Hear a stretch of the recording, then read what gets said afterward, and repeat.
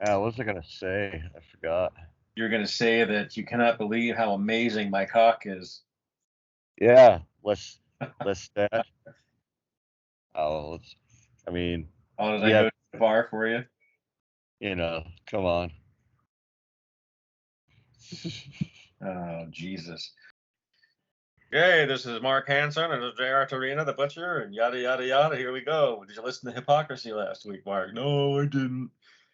I did. So, here we are, J.R. Torina, the master butcher, and of course, Mark Hansen, immortal vampire. Actually, he's Frankenstein's monster. Yeah, well. He's been killed time and again, and he keeps coming back to life, and he looks the same every time. It's more like I'm just misunderstood, You're misunderstood? Is Frankenstein's monster misunderstood too? Is that what that was? Yeah, people were afraid of him, but he was That would be like today's woke society. It's just like, oh, I'm made from the parts of cadavers and corpses of serial killers and rapists, but you have to accept me. Yeah. So what was it? There was something going on in the metal world that was like there was wokeism was invading that too. Like it was in the news. It was shit. Or they were trying. They never will. They'll never succeed. But you know what? I mean, if there was like this cataclysmic noise of like just crunching static and all this shit. I'm like, what the fuck are you doing? Like making your own noise recording on the show? Yeah, dude, I'm Merzbo. Oh, you know who Merzbo is? I'm impressed. Yeah, I've heard the name. Japanese, aren't they?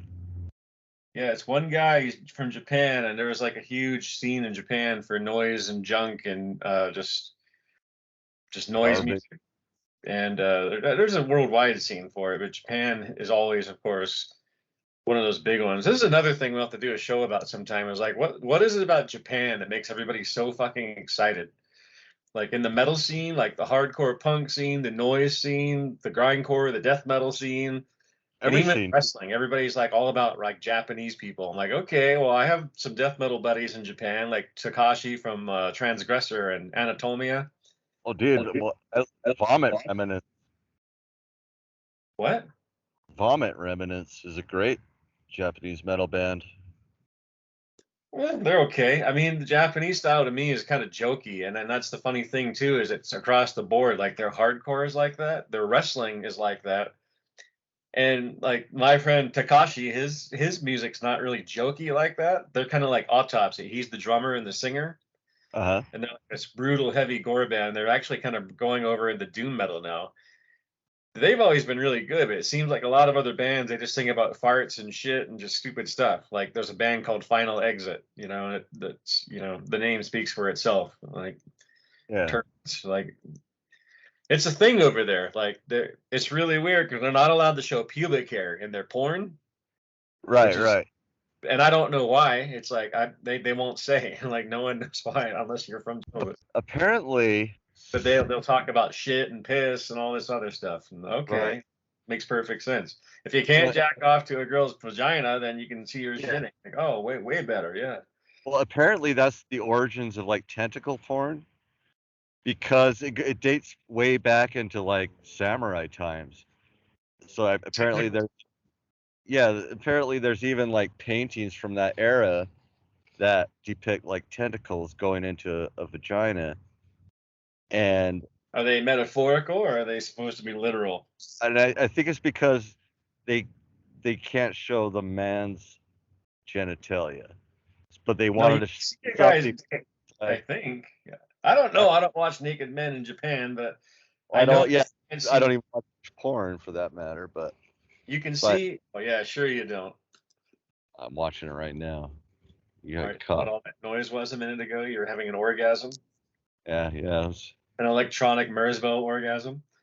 There's actually Merzbo stuff. I should send you some. I don't know if you'd be into it, but no, I wouldn't. I'm not into noise, dude. Well, here's the thing, though.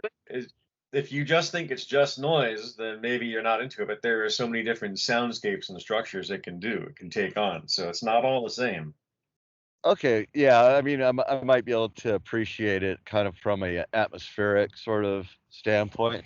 Let me tell you something about Japan. Like, it's not, it's everything they do is kind of, and I think the Yeah. reason they do it in a way that's over the top but very calculated, and I think that translates into something pretty cutting edge. I don't have much familiarity with, believe it or not, with the metal scene so much. I mean, there's some '80s metal bands that I love from Japan. Yo, Easy O, 44 Magnum, we uh, should include EZO in our what we're going to talk about tonight, even though they were in the late '80s. I mean, that's still the '80s metal, love but they Easy O. weren't LA or New Jersey. They were clearly from the Far East. But I think Gene Simmons discovered them, didn't they? Or is that not? Produced first album, I think, or their I don't first think he US. did. I think people say that just because they wear makeup like Kiss, but I don't think he had anything to do with them, or maybe he was going to, but passed on it, or I can't remember. But I don't think he really produced them. Okay, I'm gonna pull it up, so I'm gonna,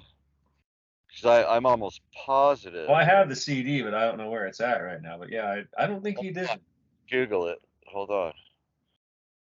This is why EZO band, not ban. Yeah, the internet. You can trust the internet. For something like this, I mean, it's not. I'm not like fucking trying to pull up Jeffrey Epstein's list of clients.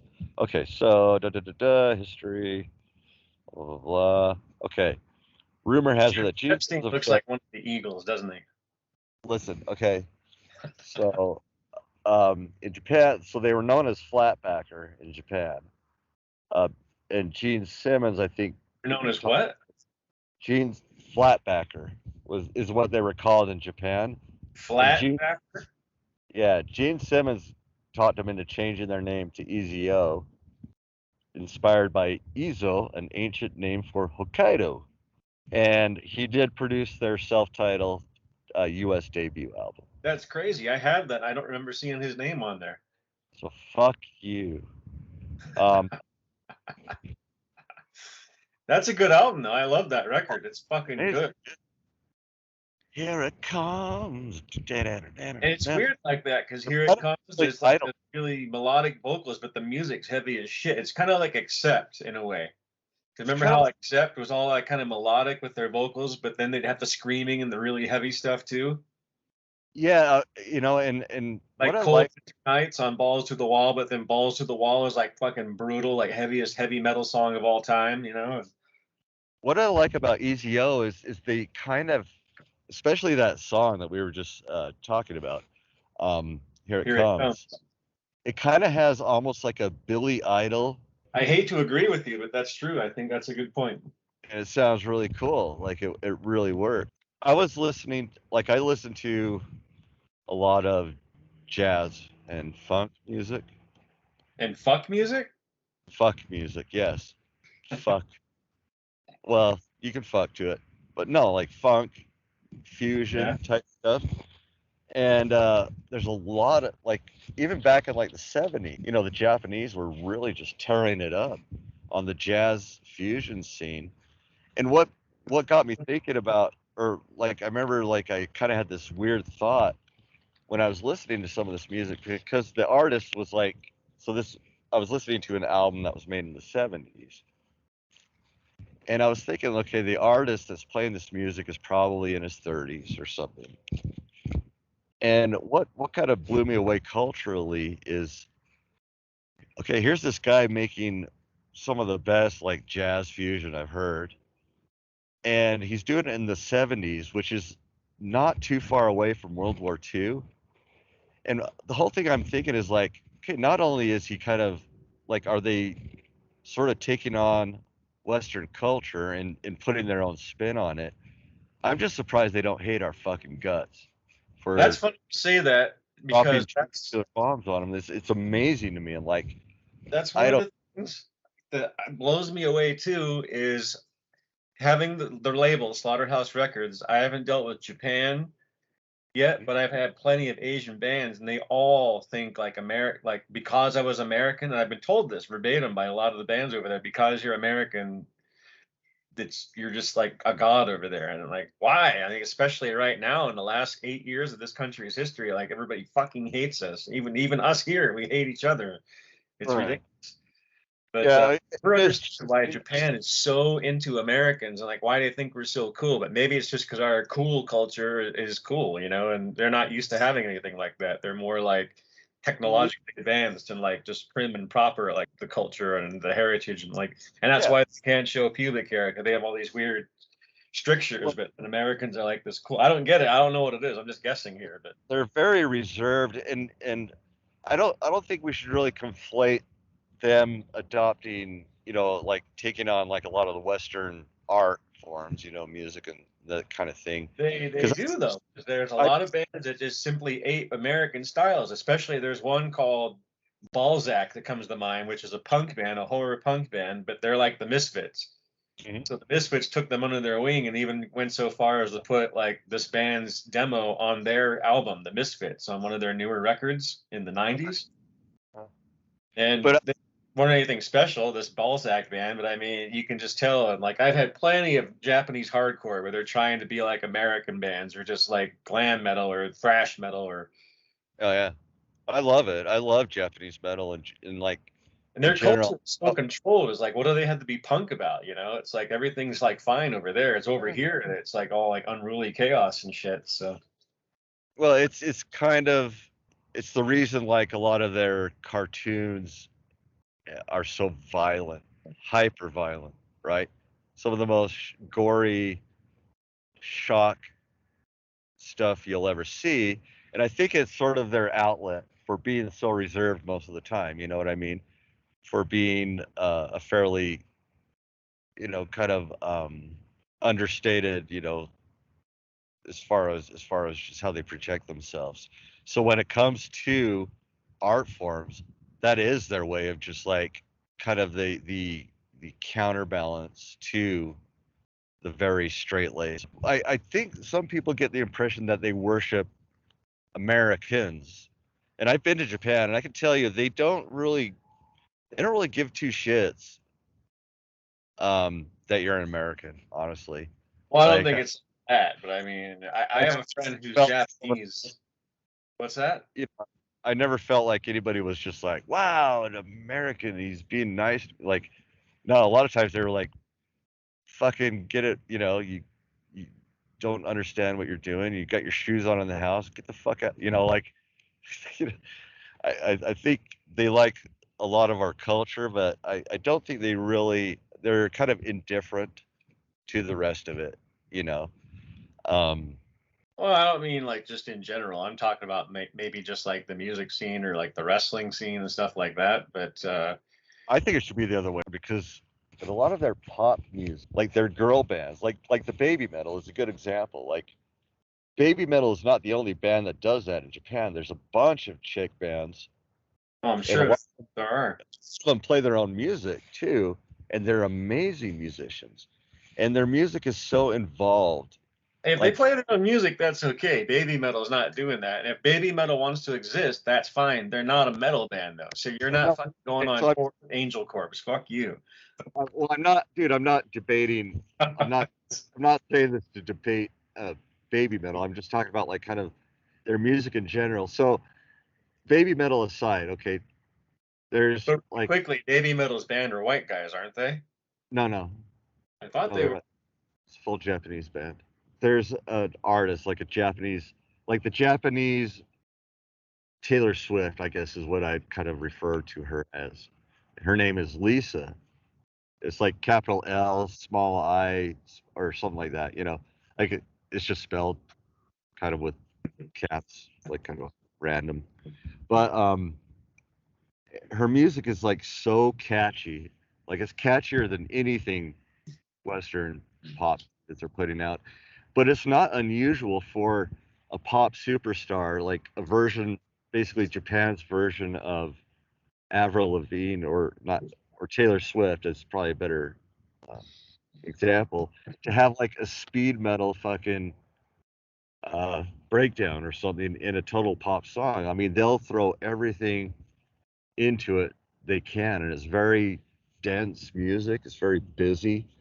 but still catchy. And I think I don't know, I think it's really cool. I like what they do, but I don't fetishize Japanese. I'm not one of, I hate anime. Like, I give two shits about that stuff. But other things about what they do is just really cool because they put their own twist on it, kind of Well, I'm not a fan futuristic. of anime either, but I don't know. I don't even know if we could pull off a whole show about Japanese stuff because there's not that much that catches my attention. There's just some old hardcore bands, Mhm. and there's a few death metal bands that are good. There's a lot that I can just take them or leave them, and I've done a deep dive, dude. I love, like, it's kind of, I'm almost like confessing it now. I listen to a lot of it. And one of the reasons is if I'm ever depressed or anything, the Japanese pop music is so goddamn happy. It's like uh it's like sonic dopamine. They're just so good at like happy hooks. So I've deep dove on the Japanese metal and even just like the straight ahead pop stuff. And so not something I listen to all the time, but every once in a while, man, it really hits the spot for me. what, J-pop? Yeah, dude. Oh I'm yeah, telling I'm not gonna do that.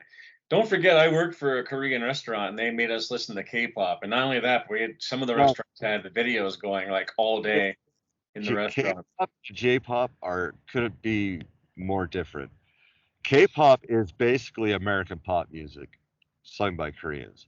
Like they with Japanese pop music, it's still there's certain note like passages they'll sing that are just traditional Japanese. Like it it infects their music. Whereas K-pop, they really just emulate. They don't have that weird. They don't have that kind of exotic phrasing in their melodies, whereas the Japanese do. They put it in everything. There's like a certain like scale that, that they use, and it's basically like we use the Dorian scale, in a lot of our music here in the U.S. They use this Japanese scale in almost every song. So it just gives it that unmistakable Japanese sound. It's cool stuff. Open your mind. To J-pop? I don't think so. I promise it's way better than K-pop. I promise. Like I said, it's way more involved. Like I said, you're not gonna hear like a shred guitar solo in a K-pop song, but you'll hear like thrash riffs in a J-pop song, and it makes perfect sense. Anyway, I don't know. We got off on a tangent there, but I mean, there's not too much. I mean, death metal and black metal, you're always safe no matter what. Although, really, there aren't. I know there's a lot of Japanese bands, but there's not that many that I am that excited about in those kinds of music. Mhm. But Asian, overall Asian, like if you include Thailand, Singapore, Malaysia, India, all that, then there's so much shit. Like most of my label is just comprised of Asian bands, and they're all so fucking good. And part of it's because a lot of those countries had not been allowed to have that music for some time up until in the past 10 years or so, or 20 Right. years. I don't know how long it's been now, but like it's kind of all brand new to them. And it's really cool. It's refreshing because you see all these bands, all these kids, and they're all just into everything like Suicide Silence, Iron Maiden, Napalm Death, Angel Corpse. There's no like, oh, fuck you, you like this band. I mean, it's kind of starting to happen now. Right. But there's like, and take Evil Conscience again on my label, the one band that you liked a lot. They were super technical death metal, but they really love Suicide Silence. I don't I've, hear that I've influence in their music, me personally, but they say they love that band. So maybe well, you've heard. I think it's interesting to talk about like influences because I mean to be honest, I'm not familiar with Suicide Silence. However, I mean, just the name alone strikes me as a metalcore name. That's exactly what they are. They're like kind of the screamo metalcore. They're like Black Dahlia Murder or As I Lay Dying, one of those kind of bands. As far as I know, I don't really know them either. So, and initially, and you know this from when you used to come to my record shop, is I happened to open my record shop at the time that all of that shit was popular. And here I am trying to get kids into Bolt Thrower and all this stuff, and they're just not having it. They're like, no, no, we want Dying in My Embrace and Dying with My New Shoes On, and all these bands that have this like metaphoric, that this name, this like, what's Sentient names, yeah. What's names. the English term for that? Like the phrase the. But anyway, it's like all their band names are phrases like "Beyond the Embrace," "As I Lay Dying," Bring Me the Horizon. Yeah, "Be the Motion. Fucking Horizon," fucking lame. Hate that You meant, fucking shit. so I'm wearing a shirt today at work uh, Bring from a me the band. horizon. No, the band is called Beyond Creation. They're like a technical band. You've heard of them? I've heard the name. Yeah. But this girl at my work comes running up. She's like, "Oh my God, I love your shirt." I'm like, "You've heard of these guys? You're into underground tech metal?" And she's like, "Wait." She thought it said Motionless in White, which is one of those emo, screamo, hardcore kind of bands, like metalcore bands. I'm like, "No, man, I'm into dad metal." But And no, it's fuck just that funny calling you it mentioned death that. metal. Fuck that bullshit. 'Cause that happened to me today though. Like somebody confused my shirt for a metalcore. I've never had that. You need to get better metal shirts then, if that's what's going on, sir. It's a typical death metal kind of logo. But the two letters on the end to me look like palm trees. I don't know. But yeah, they're good. They're good. Who is it? Beyond Creation. Palm trees, huh? Let's look this up. Yeah, look at their logo.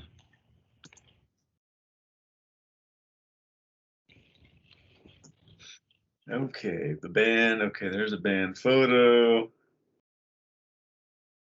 Yeah, they kind of do look like palm trees. Maybe it says Beyond Reality or Beyond Vacation. Beyond Vacation. That'd be great with palm trees. Be like Beyond Vacation. You it's went like to a the Bahamas, but then after that, you it's like went a to Risa, the tropical planet in Star Trek.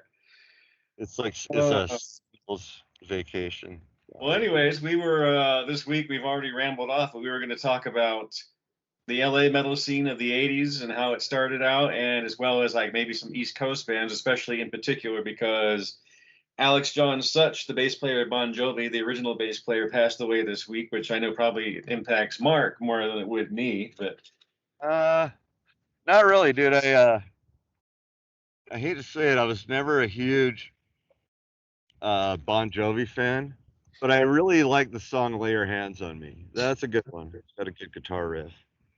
But if you know, Bon Jovi helped break Skid Row. did they? Yeah, yeah. So Skid Row is another Jersey band. Are they? I had no idea. Yeah, and their album "Slave to the Grind" is just a crusher. I think you would even like it.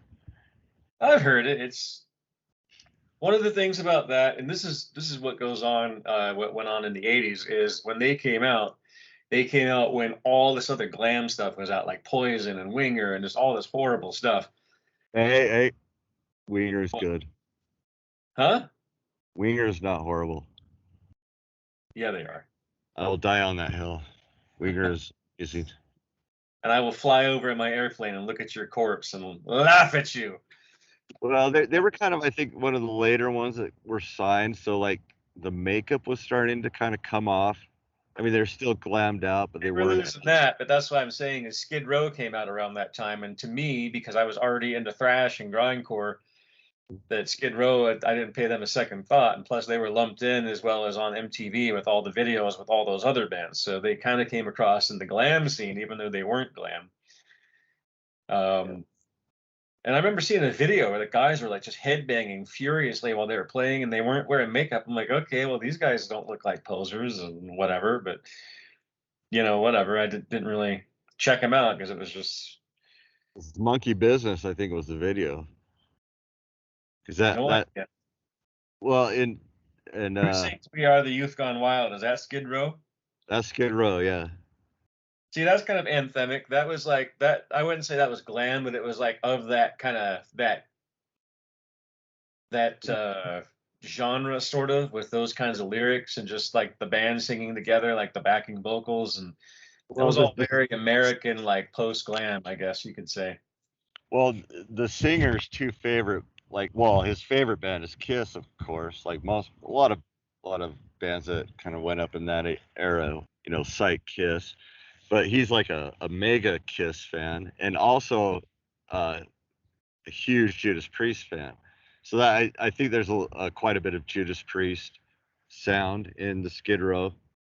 Possibly, yeah, if you look at it like that. See, this is the thing, is like when the glam came out and got really big, and like if you listen to Eddie Trunk, he like hates that term glam. He just wants to call it 80s rock. But Oh. um I don't because even as a pejorative to me. I mean, it's just what it is. well, I don't know. I mean, it's I hate it when people call it glam metal because it's not metal to me. I'm like, don't fucking come over here and say you're metal with us. Like you're not metal. Get the fuck out. I've always Yeah. been pretty consistent about like bands I hate. Like one of my friends told me I define myself not on what I like, on what I hate. But I never like a lot of that stuff. Like it, I think it may have, in retrospect, done a lot better had it not been encapsulated into like that niche, like pigeonholed into that niche of glam. Because of that, it's perceived as like an '80s thing and a joke. So now, Sure. much like Mayhem, who are like are the band whose singer killed himself, and the band who the guitarist ate the brain of the singer and then got murdered, that's all they're known for to all these like normal people who don't listen to metal. So all Uh, the normal people who don't like metal, like they'll listen to glam and go, "Oh yeah, I like Poison, Talk Dirty to Me, and Twisted Sister, and Kiss," and like, okay.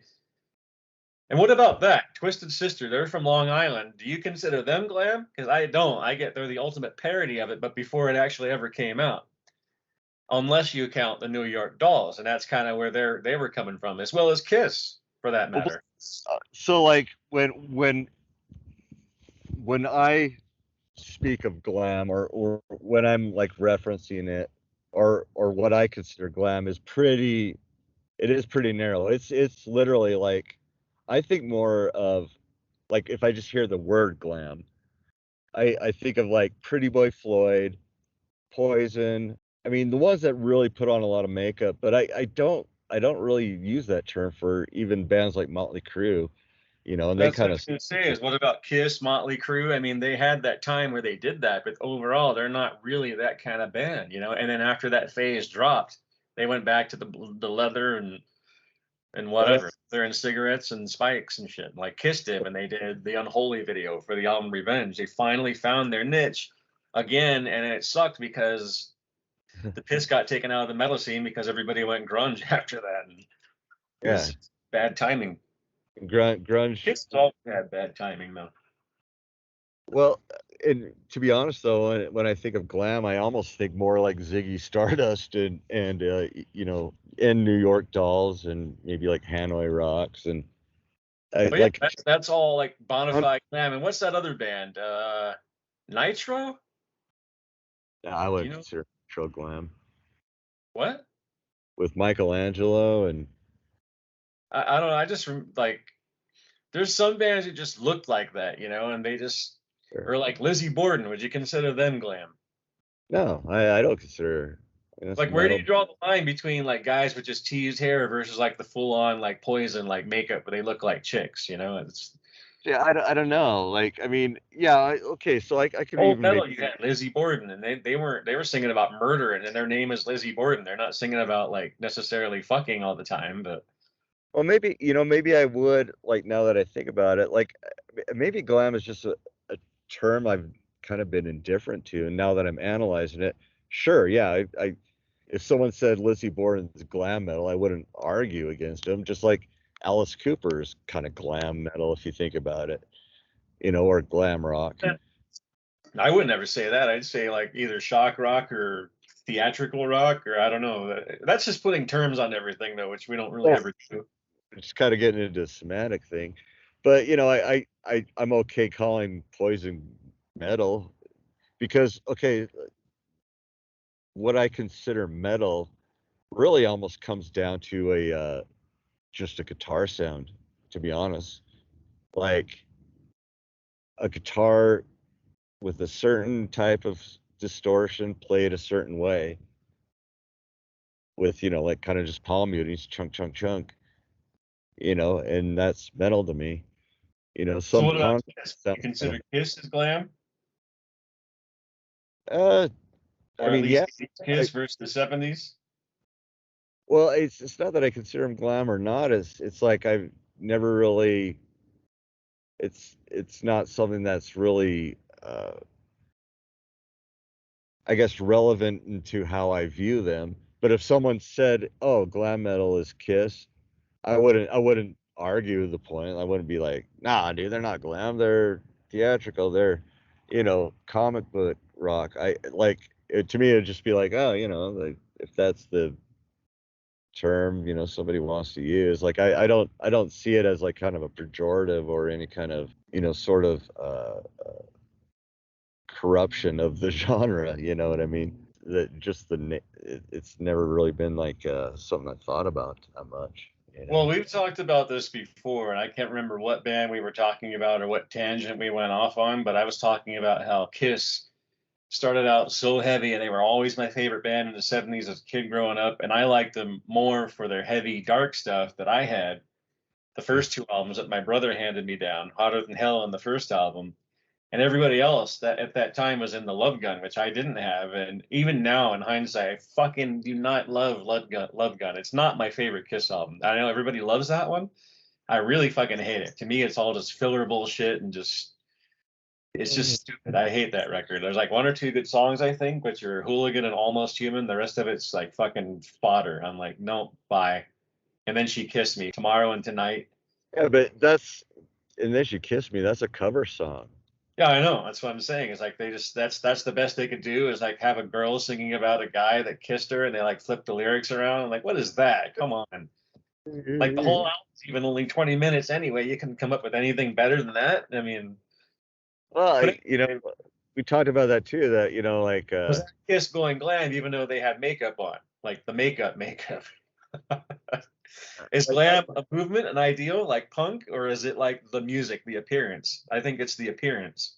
yeah, it's an appearance. It's got to be like because musically, I mean, there's like some like if you, going back to Japan. I mean, they took glam like to a new level into what's called visual kai, where it's just insane. They look like anime characters. They're so made up. Once again, it's like, but sometimes the music is extremely like thrashy and noisy and aggressive, but they take glam to another level that's almost like, That's funny you say that because EZO, who we were talking about, "Mhm, they looked good like example." Kiss on their first album, but they started to look when the other single came out, and on their second album, they looked more glammy, but they were still playing heavy. And there Mhm. were a lot of Japanese hardcore punk bands who actually looked like glam rockers. I'm like, what the fuck? Like they look Precise. like Poison, but they play hardcore punk. Like, what are we missing here? Like, Yeah, you roll yeah, your eyes and go, oh, it's Japan, like, and just leave it, you know? yeah, and it just once again, it's like but even their punk bands, like in Japan, like they're so serious about music that a lot of the players it's almost like they're too good to be punk. Even though they're trying to play punk, then all of a sudden they play this perfectly executed neoclassical solo. You know what I mean? Like guitar solo. You're like, fuck. I mean, the punk bands out here, they're punk because they can't play shit. But there's glam punk bands. I mean, would you consider Billy Idol glam? I don't consider him punk, that's for damn sure, but I mean, not really glam. But then again, we touched on this before too, is Billy Idol's actually got stuff that's heavy enough to be metal, you know? When I was a metalhead in the 80s, it was funny in school one time, I used to write down this list of like all the bands I loved that were metal bands. Some of us would do that in class. Oh yeah, Like I did it all like the time. Kiss, Y&T, Motley Crue, Judas Priest, Iron Maiden. And I even was so into metal that I even went as far as to like, what the fuck? Why not? Billy Idol. And one of my friends saw it, like, what the fuck? Billy Idol? And I was like, I was just kidding. Like Michael Jackson, almost like just a degree away.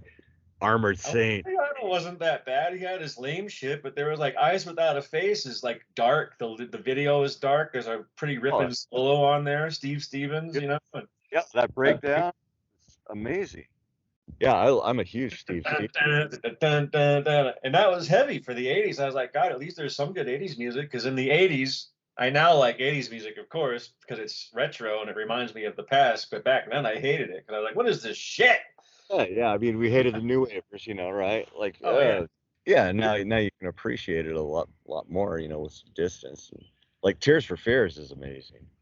You know, I can appreciate them now, but and that's the funny thing, too, is when I moved to Utah, I came from Albuquerque, New Mexico, and in Texas before that, and everybody loved metal and hard rock in those states. Like Albuquerque, if you went outside and said something about a certain band, you'd be in a fight. Like there's lots of fucking people there that like took their metal really seriously. I remember coming into a math class one day. It was the day after Iron Maiden came through on the Power Slave tour, and Twisted Sister was the opening band. Oh And yeah. somebody had drawn the Twisted Sister TS logo out of bones really huge on a desk, and it said Twisted fucking Sister. And it was Yeah. crazy. It was like everybody had the shirts on, and like I moved to Utah, and like I was like the only metal guy in the entire school, other than maybe like one or two other guys that I met later. And they were all into like Howard Jones and Madonna and that kind of stuff at the time. And what was the band you just said before that when I went off on that little tangent? It was like it was somebody who was like that. It was like only Tears for Fears. Like I moved here, everybody here is into like Tears for Fears and Howard Jones, this lightweight new wave stuff. I'm like, what is this? Like, what is this state? Like, what is going on here? And here I am, like almost 30 years later. I'm like one of the metal celebrities here, alongside you and Kevin Kirk and Brad from Ranch. And I I wouldn't call would have myself. thought. I mean, like Howard Jones. I heard Howard Jones the other day came on this Pandora station I had. I'm like, man, I remember I used to hate this fucking song, and now here I am jamming it at work. Like, what the hell happened? Oh yeah. It was, I see that's kind of one of the things that's whoa, whoa, ho, ho, ho. You know that song? I don't know what it's called, but I think it's I called "You Can Do Better" or something like that. yeah, I don't, but like I put someone like Peter Gabriel into that sort of genre as well, Yeah, where they I shocked the just monkey. I remember that one. mhm, made like I never knew until much later that he was the original singer for Genesis. Yeah, I didn't And know that either. I always thought it was Phil Collins. yeah, and other genres. Cause yeah, I mean, it's interesting is like, after like I'll do a deep dive of like hypocrisy for 3 hours, it comes to a point where I'm like, I need almost like a palate cleanser. So I will put on like some, something like Tears for Fears or Swing Out Sister, just Sade, something to sort of it's kind of like the lime wedge after a shot of tequila. You wouldn't know. You That's gotta, say that because I am quite the fan of Sade too. yeah, I love that kind of smooth Brit jazz pop kind of stuff. Yeah, there's good stuff out there, and I've always wondered, like, and it goes back to one of the reasons I love metal, which is, I guess, why we butt heads so much. Is like one of the reasons I love metal is because I think it's actually kind of a sonically neutral music that can take on other, like, you can literally throw anything into it. You know what I mean? And it sounds right. Does that make sense? Yeah, I know what you mean. Like you can put industrial, you can put goth, you can put classical. Like Therion's classical stuff is outstanding up to a point anyway. Jazz makes Jazz perfect works, sense. yeah. Techno, Um, I mean anything. It's a very flexible metal, and that's why I think it's kind of funny. And this is ironic that I'm saying this is that so many people are so stringent and strict about what they like. And everybody thinks I'm like that, but I really do like a lot of different metal. Like there's a band called And Oceans. Have you heard them? oh, I Huh? know I'm Oceano. No, no, no, no, no, no. And Oceans. They were a symphonic black metal band, I believe, from Finland. Mhm. And I did not like their symphonic stuff. It was okay, but it was just like any other symphonic metal band. It was just really boring, full of Hobbit bullshit, and like I don't care about Tolkien.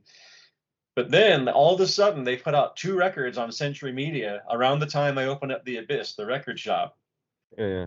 And they had two records that were just really cutting edge industrial, just fresh, synthesized, like just electronica, but with metal. And it was really fucking good. And the lyrics were like really like very clever. Like they were death lyrics, but they were artistic, but they were like really like the way they were worded were like they had like puns in every line of every song. And it was so fantastically like, clever and witty. And they after that they just went like crazy, like off the techno, like off the planet. Like they just abandoned metal altogether, and they like just kind of disappeared. It was all this like crazy like gabber techno, and it was okay too. But the metal stuff, the two albums they had, Am God and Cipher. And maybe I'll send you those because those are really good. Like if you don't mind industrial, and that's the thing is why is industrial? Everybody hates industrial in metal. And here we go back to Morbid Angel's album, which isn't really technically industrial, specifically that Illudium Insanus album. But that one has elements of industrial on it, and everybody's like, "Fuck industrial, that's fucking stupid." And like, and Oceans is fucking awesome. What are you talking about? I might check out and Oceans, but I'll be honest, like I'm one of the people that I never got into industrial.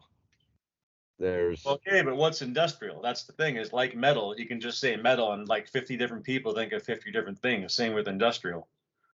when I think of industrial, I think of like Skinny Puppy, Ministry, That's pretty Nine. much the bona fide version of it now. When I encountered industrial, it was Nurse with Wound and bands like that who are like this avant-garde, like Picasso, like musical Picasso things, basically, for lack of a better explanation.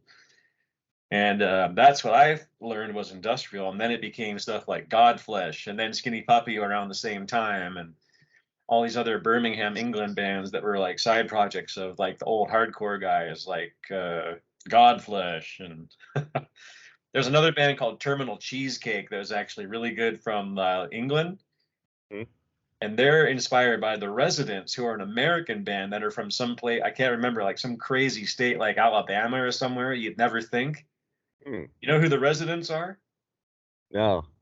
You know if you saw them, they're band photos. They're never seen, but they always have eyeballs on their heads. Like they have their Oh, head as a giant eyeball with a top hat, yeah, I've seen the pictures. Yeah, yeah. and they play a really crazy, weird stoner avant-garde. Like it's hard to say what it is. Like musically, it's a cross between like say King Crimson and that kind of stuff, and Tool and Godflesh. It's just this weird mixture, and they've I been doing it since like the '70s, I think. I Um, think one of the reasons I don't really care for it is, and it might just be because of like attention deficit. Like I don't like a lot of like repetition or I don't know if it's like that, but I but guess I mean kind of saying is it could be a precursor to get you into other stuff, which is kind of how I am. Is I absolutely hate the 60s. I cannot stand the vibe, the ethos of the 60s. I hate 60s music. I hate 60s TV shows, everything. I hate it all. dude, I Cannot love Six stand the Women. 60s. But I get that's where heavy metal has its roots with the Beatles and Black Sabbath and Led Zeppelin and Yeah. I get it. But I don't like those bands. I never did. I just don't like their sound because it has that sound. But I give them credit for who they are, and that's funny because industrial, kind of the same thing. And I guess maybe in the way, maybe we can treat glam like that if that's really what it is. If it's glam, Well, I mean I'm kind of like you in that sense that like I mean I do like Zeppelin and Sabbath, but I don't really care for the Beatles, but some of my favorite bands practically rip off the Beatles, you know what I mean? Like the Beatles influence is like oh, everybody does, even Kiss. Like, but these guys will even like some bands will like really almost imitate like bands like Enough's Enough, King's X, Galactic Cowboys. It's like shameless their Beatle worship, you know. But I love the sound of Beatles translated through other musicians, I guess. well, you know what? There's no better band to explain or to show how much they love the Beatles than Kiss. Because they Sure. love the Beatles, and the fact that you have all four members singing on each album right there, that's a Beatles influence. And that's one of the things I liked about Kiss. And when you get into grindcore and death metal, that's kind of where I think you lose me with bands like American death metal bands, because they always have one singer and he always sounds the same, and I get bored with that. Versus say Carcass, where you've got two, even three singers sometimes, and it's a little more interesting to me. So that's a Okay. Beatles influence right there, even going all the way down to Carcass, maybe. To, maybe as a little bit of a confession or And Carcass are from Liverpool, where the Beatles are from too. So there's that. I would say like the way I view vocals in death metal, I view them almost as like just another instrument. If that makes sense. Like to me, they're necessary but not necessary to me. If that makes sense. I mean, because I don't really. I mean, I like instrumental music, but I don't like instrumental death metal. I See, want and to. you're living up to your name as prog dude there because you're totally into the music and the vocals are just secondary to you. They're not necessarily not so much secondary, but just it's like I don't need another drummer in their band. You know what I mean?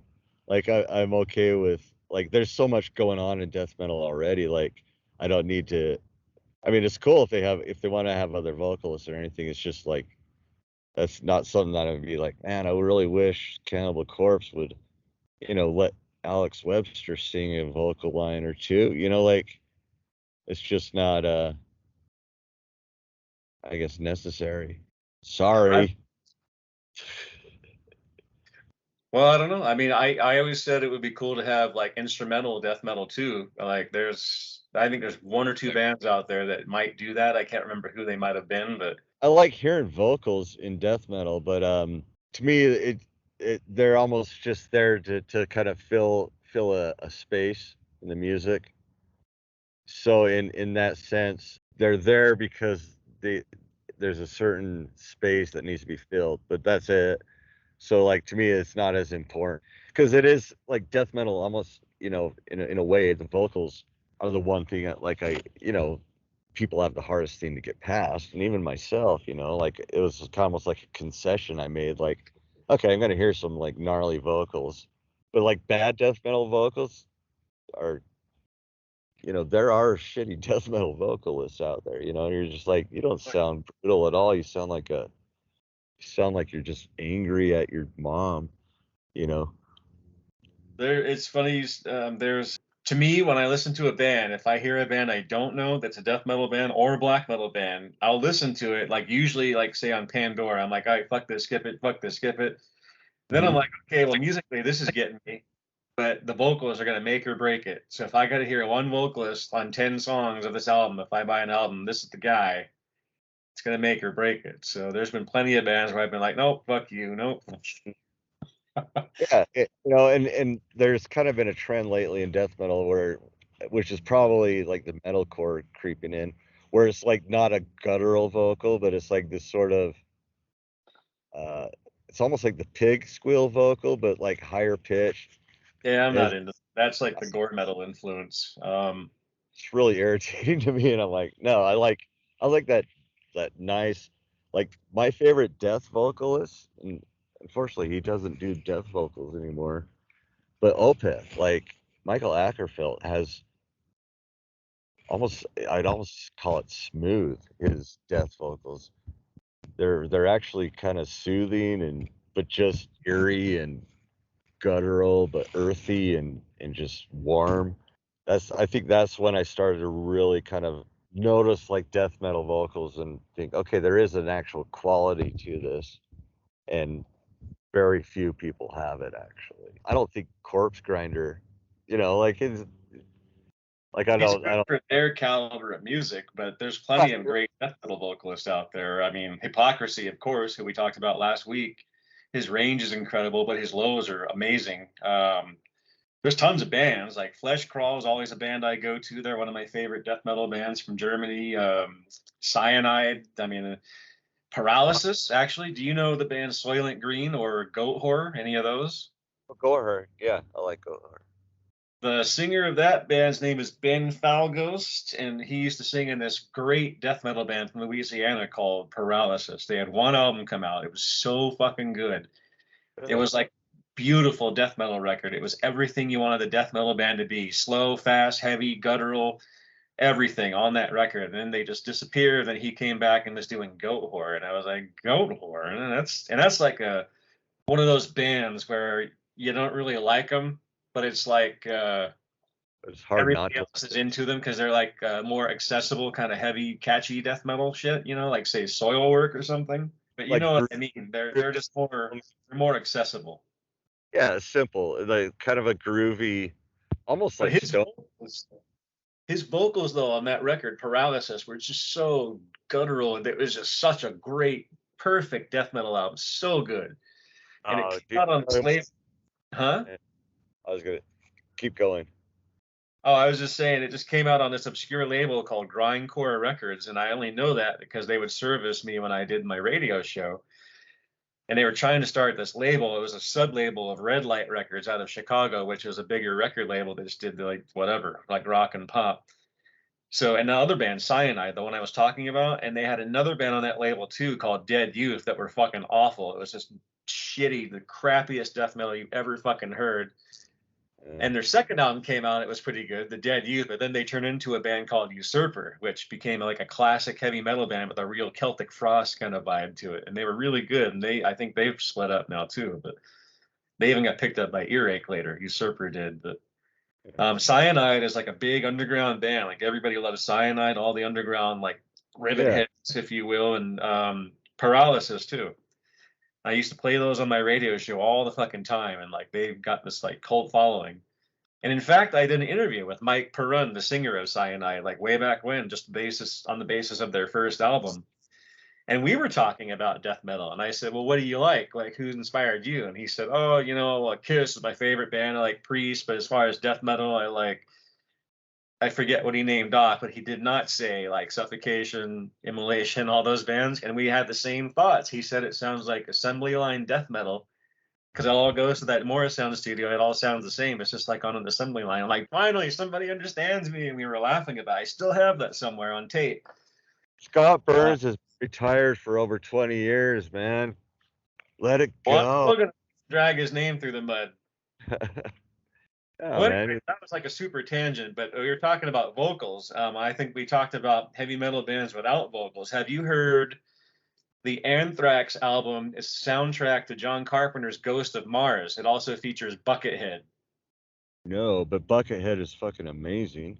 I never heard of Buckethead until I got that album, but I only got the record because I saw the movie. I'm like, what is this fucking music? It's like this heavy, just chugga chugga chugga da da da da da da da, like. And in the movie, they're like fighting and killing all these monsters. It's just all it is. The movie is just mindless. It's so good. I found out it was Anthrax with Buckethead and John Carpenter playing. I'm like, holy shit. So I bought the CD. It's so good. I love John Carpenter's soundtrack, dude. His I'm soundtrack's gonna a have big to send you that one. I gotta send you that in Dropbox. The Ghost of Mars soundtrack. If you haven't seen the movie, watch that. It's just a fun romp. It's just people killing aliens. That's all. That's dude, all it is. I've actually looked at, like, whenever I'm on Netflix, just kind of scrolling movies and that thing comes up, I'm like, I wonder if I should watch. But I was like, Yeah, because the music is awesome, and it's Jason Statham's first movie too. well, yeah, Or one definitely. of his first movies anyway, here in the States anyway, but it's also with Natasha Henstridge, the girl who played the hot naked chick from Species, the movie. Oh, yeah. Anyway, like the movie, it's cool for what it is, but the music is Anthrax, no vocals. So if you buy the CD, it's Anthrax with no vocals and Buckethead and John Carpenter on it. It's fucking good. So good. Like the soundtrack to Big Trouble in Little China is one of the greatest soundtracks. And that's John Carpenter. He's just like playing keyboards, like a 80s synth, which is amazing. I mean, yeah, he's genius. He does all of his own movies. Like They Live has like a bluesy soundtrack. Vampires has like a western kind of feel to it, but there's some industrialish kind of metal stuff on it. But Ghost of Mars is straightforward, just like a heavy fucking thrash record, but no vocals. It's really good. Oh, I'll check it out. Well, because I do love Buckethead, and if you like Buckethead, he even put out some like ambient electronic music that's just. I have one of his CDs. It's like a guitar album. It's okay, but I'm not like it's like a Satriani album. It's not really up my alley, but it is what it is. But he was in Guns N' Roses. Like, what the fuck was that? That's crazy. I know. I mean, what was that? Guns N' Roses is this band with like all these guys with long hair and top hats, and here's Buckethead with the mask on. Like, what the fuck was that? And then when he left, they get an even more insane guitar player of Bumblefoot, or his name's Ron Thal, but Bumblefoot, and Ron Paul, the politician? No, Ron Thal, Thal. Like, Ron Paul. Oh, fuck yeah. Yeah, I like Ron Paul, but yeah, Buckethead, dude. That guy's out of this world on the guitar. Going back to LA metal and stuff, and Jersey, New York, all that. Like, what would you consider like Wasp? I mean, Wasp came out. They were like what metal bands were back then. They had makeup per se, but they had this dark image. But then 2 albums later, they were full on kind of not glam, but they were less evil, more fucky looking, like more makeup, teased hair than just makeup dark, and then they were singing about fucking full on instead of like So, so, tormentor and so glam can often be. Now, here's maybe a term that maybe is a little more apt for a lot of these bands, which is sleaze metal. Your LA Guns, Wasp. Um, that's what Celtic Frost tried to do when they did Cold Lake. hmm That's hmm exactly who they were into is That, LA that's Guns, you Guns. think that you think that because you saw the picture of Tom Warrior wearing an LA Guns But that's t-shirt. what they were going for is they had a little bit of makeup on, but not a lot, like Poison, but they were doing the whole sleazy heavier music but sleazy lyrics thing. That's what they were going for. And I got that when I picked up Cold Lake at the store and I was in shock because it was my favorite band in the world, Celtic Frost.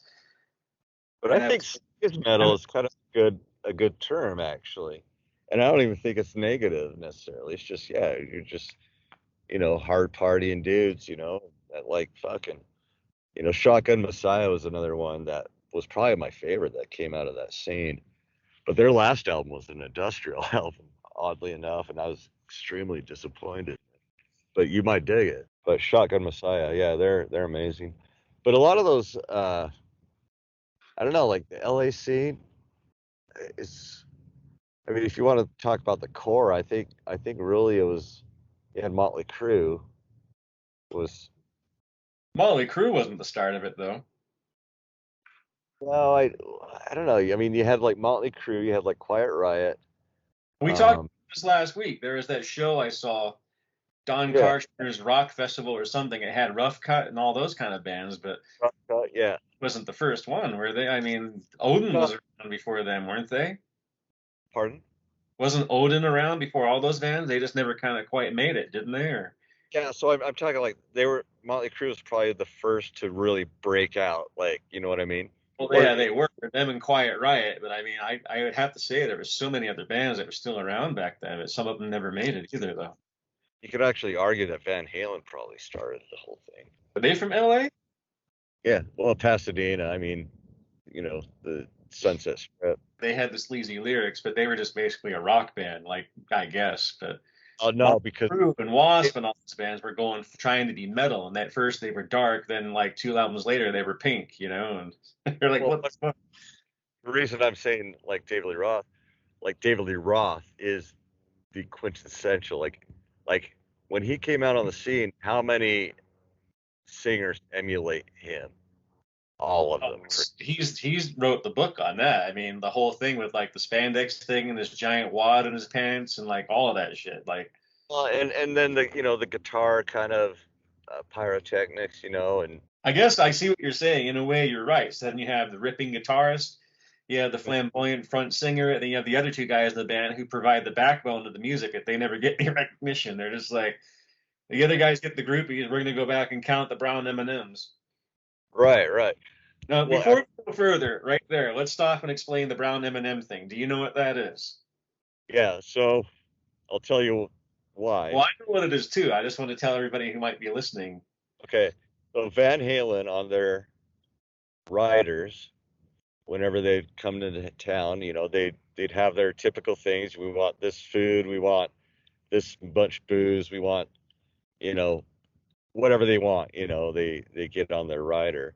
And one of the specific things was like something like 16 bags of M&Ms with all the brown M&Ms removed from the bag. And people thought they were just being like divas Yeah, and and shitty and everything. But when I David Lee first Roth, heard that, that's what I thought, but that's not the case. he's like, listen, man, when you're playing in these stadiums and you have things like lighting trusses and building stages and electricity, like the amount of electricity running through it, you want a staff there that is meticulous about everything. Like, and if they can't, if they're missing the brown M&Ms, if they're giving us bags full of brown M&Ms, what else are they fucking up on? What else are they forgetting? Are they forgetting to fasten a bolt on, like a truss or under the stage? What else is going to go wrong? So it was almost like a fail safe in a way. or like a redundancy. See, I remember in the 80s when Van Halen was the shit. Like, I remember some kids in school, it was junior high, and one of them was telling that story. He said orange M&Ms. And I was like, what? And he's like, yeah, like they made the roadies pick out the orange M&Ms out of the candy bowl. I'm like, what for? And he's like, because they didn't want them. And that was the urban myth with that. Kind of like how Gene Simmons had a cow tongue or he cut the little thing underneath it, all that bullshit. Um, Or that but Rob Halford was gay. what's that? Or that Rob Halford was gay. No, I didn't believe that one. I fought that one tooth and nail until it became pretty evident that It's funny, kid, because like even back when I was like in third grade, they're like, yeah, Rob Halford like fucks like they guys. sing about sex. It can't be. I was just like, that's kind of gross, or, like I Like don't the think it's. song "Evil Fantasies." I never thought of it from a man's perspective about another man. I was like, oh, Well, geez, that brings a that's whole new look to it. what I find funny about the Rob Halford thing is like, okay, so in 1984, 83, I already like we already knew, you know. So when he came out in like 92 or whatever, it was like uh, I think to it me was later than that. it was like a non-event. I'm like, yeah, we already knew that. Like, See, you my know, friend Mike Kimball from Dying Fetus, I bought him David Lee Roth's book, his autobiography. I forget what it was called, but it talked about how David Lee Roth spent all this time out in like I forget where, like third world countries. He was just out there, just getting to know like the people. I forget if he was like kind of a Samaritan.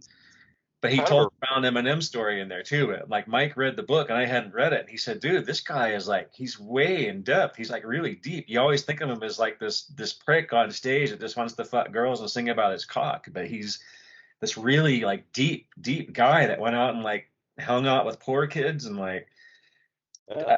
I don't remember what all he did, but like they also gave the Brown M&M story and like the reality of it versus the myth of it, which I was like blown away by that because I didn't know. I always thought it was just the stupid story of them being jerks. But then also, Mike told me that he used to go to Arizona to visit some family, and he was in a bar one night, and apparently Rob Halford owned a bar for a while in Arizona. And he said he saw Rob Halford come in one night with a man on one arm and a woman on the other, both of them nibbling on Rob's ears. And I was like, get out of here. He's like, no, really? I'm like, you're full of shit. It was just probably some dude with the bald head. He's like, no, it was Rob Halford. I know he owns that bar. It was him. I'm telling you, dude, I know my metal. I'm like, oh God, really? So he really is gay? He's like, well, he's bi. I'm like, okay, whatever, I guess. Well, And then and when Rob I came out not too much longer later and said that he was gay, I was like, okay, huh? I and guess that once doesn't taint my perception of him. I still like Priest and his solo album. yeah. Well, and I think once again, like it's one of those things I argue in favor of the metal scene being probably the most inclusive, genre out there. Because how many people are like, fuck Judas Priest, I'm never listening to them again. Do you know a I've never single heard one person say that, not one. neither have I. They're like, okay, painkiller's badass, let's throw it on. Painkiller was good, and then Rob Halford's solo album, Resurrection, Oh yeah, fucking maybe. great record. And the live album, Live Insurrection, so fucking good. Well, and that Great live album. One of the best live metal albums ever.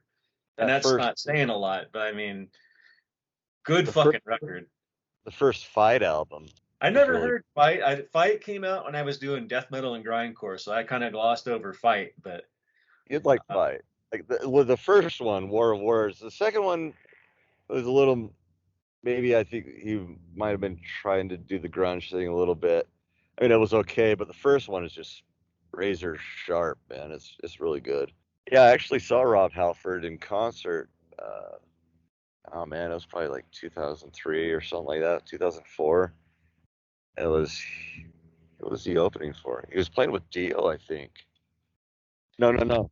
I saw Dio with King's X opening up, which was an odd pairing, but amazing. that is weird. Rob The Halford Rob and Hammer. Halford, and it was funny because you got the Rob Halford, the first solo album. The second one wasn't quite so good, Crucible, but the first one, Resurrection, was good, and it had a song where he had a duet with Bruce Dickinson. I'm like, finally, the two metal gods got together. Here we go. Like the one you love to hate, such a good song.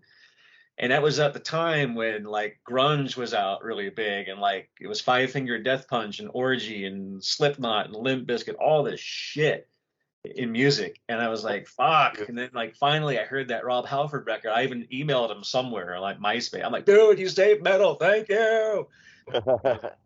Like the song Locked and Loaded is so metal. It's like just such a metal song. Like that's the personification of heavy metal right there. The song Locked and Loaded.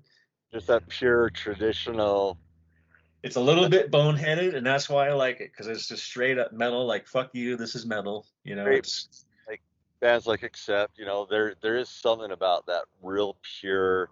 It's not death metal, it's not black metal, it's heavy metal. Like the real essence of. solid heavy metal, like as it was meant to be.